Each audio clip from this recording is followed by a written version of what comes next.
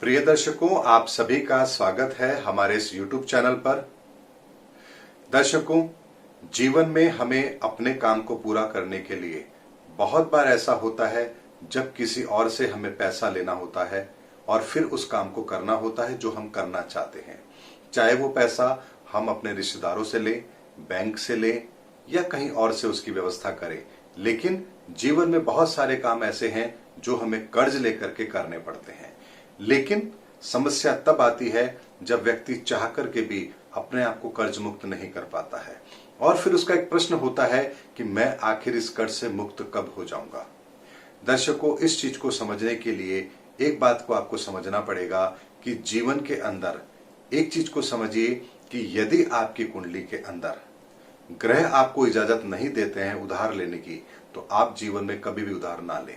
जैसे यदि मान लीजिए आपकी मेष लग्न की कुंडली है, तो मेष लग्न की कुंडली के अंदर दूसरे भाव के स्वामी शुक्र होंगे और मेष लग्न के अंदर शुक्र नेगेटिव रिजल्ट देते हैं, पॉजिटिव नहीं होते हैं। और छठा भाव होता है हमारा ऋण का होता है, उस घर का स्वामी भी मेष लग्न के अंदर बुध बनेगा, जो कि अगेन यहां पर मारक है।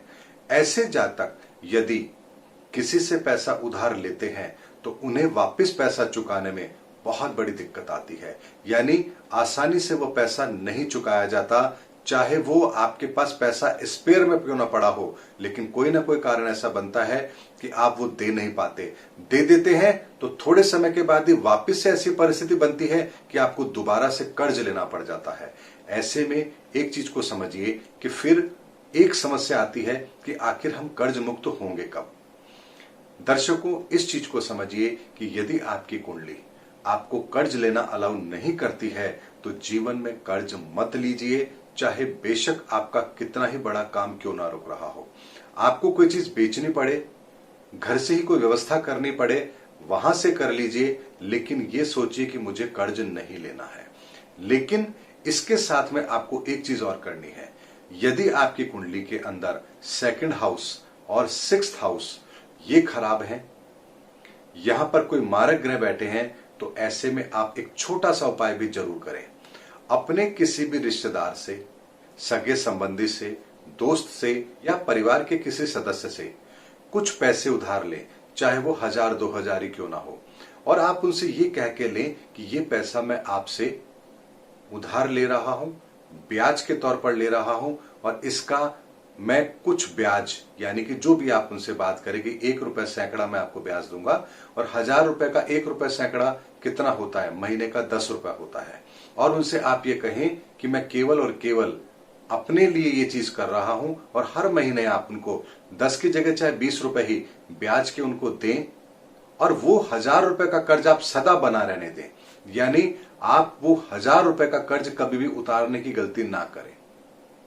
या अगर आपका कोई राशन का सामान कहीं से आता है, तो वहां से यदि आप उसको उधार लेते हैं, तो वहां पर भी आप थोड़ा पैसा हमेशा उधार अपने ऊपर रखिए।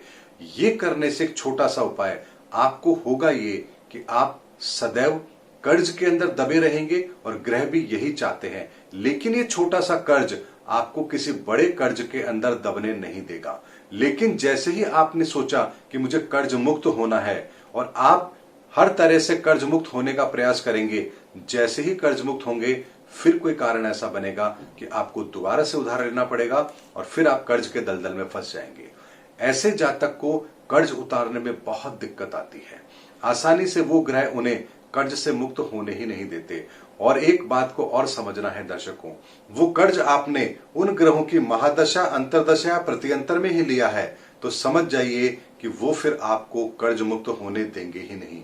यही होता है कि बहुत से लोग जिनके पास में करोड़ों की प्रॉपर्टी है, लेकिन फिर भी कहीं ना कहीं कुछ ना कुछ कर्ज उनके सर पर हमेशा बना रहता है, और चाह करके भी वो कर्ज मुक्त नहीं हो सकते हैं। मेरे पास जब बहुत से दर्शक अपनी कुंडली दिखाते हैं तो कहते हैं कि हमारे पास में 50 करोड़ की प्रॉपर्टी है, कर्ज मेरा 2 करोड़ ही है, लेकिन मैं ये 2 करोड़ का कर्ज भी नहीं उतार पा रहा हूं। आखिर ऐसा क्यों होता है?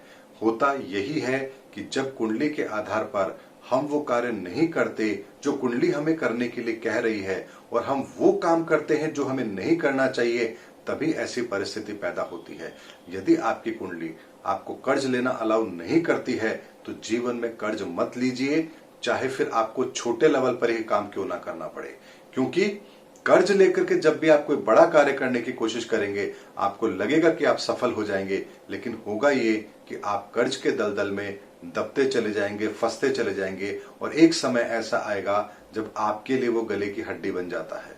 और उस समय सिर्फ आपके दिमाग में एक ही बात होती है कि मैं किसी तरह से कर्ज मुक्त हो जाऊं। लेकिन अगर कर्ज मुक्त होने की स्थिति भी बनती है तो फिर अपनी ही कोई प्रॉपर्टी बेच करके आप कर्ज मुक्त होते हैं, और जैसे ही कर्ज मुक्त होते हैं दोबारा कोई कारण फिर ऐसा बनता है कि आप दोबारा से नया कर्ज लेने को मजबूर हो जाते हैं।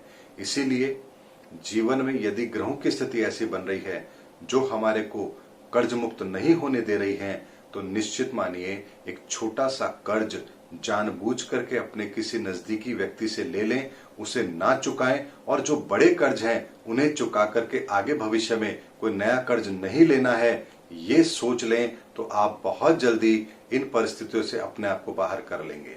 लेकिन कर्ज छोटा सा भी आप अपने ऊपर बना के जरूर रखें, ताकि ग्रहों का अपना प्रभाव पूरी तरह से खत्म ना हो और वो ग्रहों का फल भी आपको मिलता रहे और आपकी परेशानी भी बहुत छोटी रहे। क्योंकि 1000-2000 का कर्ज आप जानबूझकर ले रहे हैं और आप चाहते हैं कि वो कर्ज आपका ना चुके, और ऐसा ही आपको करना भी चाहिए।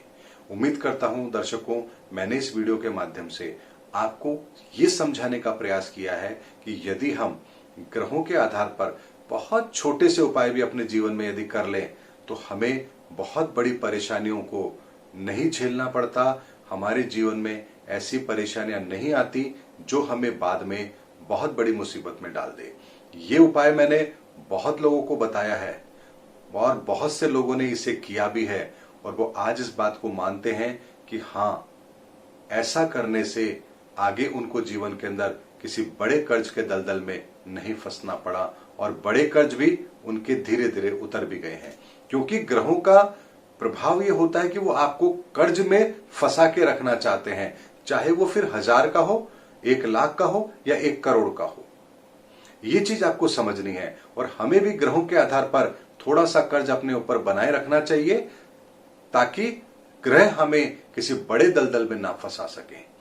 हर कुंडली के आधार पर हमें कुछ जीवन में व्यवस्थाएं ऐसी जरूर करनी चाहिए जो हमें हमारे आने वाले जीवन के अंदर एक सही रास्ता दे सके और उन परेशानियों से बचा सके जिन परेशानियों से हम बचना भी चाहते हैं, और जो परेशानी हमारे जीवन के अंदर हमें बड़ी मुसीबत में भी डाल देती है। उम्मीद करता हूं इस वीडियो के अंदर मैंने आपको वो समाधान देने की कोशिश की है जो हर व्यक्ति चाहता है कि उसको कर्ज ना लेना पड़े और वो बहुत जल्दी कर्ज मुक्त हो जाए। उम्मीद करता हूं मेरा ये वीडियो आपकी मदद जरूर करेगा। अगले वीडियो में इससे आगे की जानकारी, रोचक जानकारी लेकर मैं फिर आप लोगों के सामने आऊंगा। तब तक हमारे चैनल पर बने रहिए। जय हिंद, जय भारत।